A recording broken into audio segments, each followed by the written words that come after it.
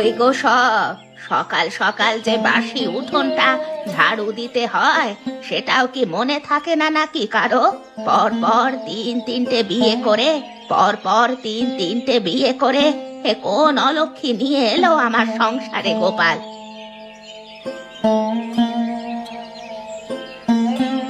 সকাল সকাল কি শুরু করলেন মা আপনি? যার সময় হবে সে ঝাড়ু দেবে খন, আপনি আপনার কাজ করুন তো দেখি।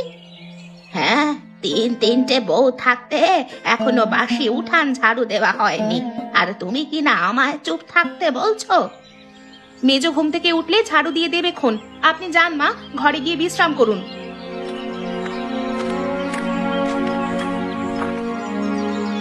সে মেজো বউ বাড়ি থাকলে তবে না উঠান ঝাড় দেবে গো বর্দি? সে তো সেই কোন সকালে কাঁখে কলসি নিয়ে বের হয়েছে দেখলুম। ও মা, মেজো আবার কবে এমন কাজের হলো শুনি?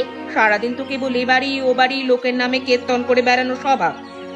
দেখো কার সাথে আবার বাড়ির বদনাম করতে গেছে কে জানে, পুকুর ঘাটে গেলেই জানা যাবে। আর তোমাদের গোয়েন্দাগিরি করতে হবে না, এ বেলায় বাড়ির সব কাজ সেরে রাখো দেখি। মেজো বউ জল আনতে গেছে, তুমি উঠান ঝাড়ু দাও। ছোট বৌমা, সে কোনো কাজের কথা এলে কেবল আমাকেই কাজের কথা বলেন কেন মা? বাড়িতে তো আরো দুটো বউ আছে। না, এই গরমে তোমাদের সাথে কথা বলে আমার কাজ নেই, আমি ঘরে গিয়ে বরং বিশ্রাম নেই।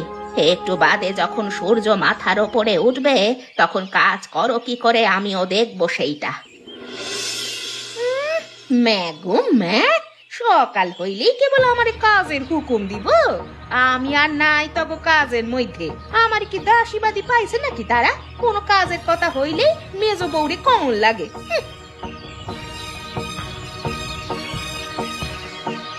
কিরে কমলা, একা একা পুকুর পাড়ে কি বকবক করছিস রে? এদিকে সূর্যের তাপ তো বেড়ে চলেছে, সে খেয়াল আছে? বাড়ি গিয়ে বাকি কাজকর্ম করবি কখন? কেন আমি করুন কেন সব কাজ? আমি সারা কি ওই বাড়িতে আর কেউ নাই নাকি? আমার এই কেন সব কাজ করন লাগবো? ও মা, তুই রাগ করছিস কেন? সব কাজ তো দেখি ওরা দুই বউ তোকে দিয়েই করায়, সেজন্য আমি বললাম আর কি। এই গরমে শরীর আর চলে না, আর পারুম না তবু এত কাজ করতে আমি।